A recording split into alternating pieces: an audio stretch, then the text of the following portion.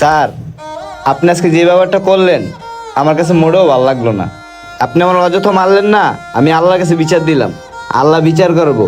আপনি মনে রাখেন, আর আপনার এই জায়গায় আমি আর আজকের পর থেকে কাজ করবো না। আল্লাহ হাফেজ। ফকিনির বাচ্চারা বড় বড় কথা শিখছে, বাচ্চা নিলে কাকের অভাব না। আমিও অন্য কারো লইল মনে যত সব। এখন আবার ফোন দিল কেডা? কি? আমি এক্ষুনি অফিসে আসতেছি। আসতেছি, আমি আসতেছি।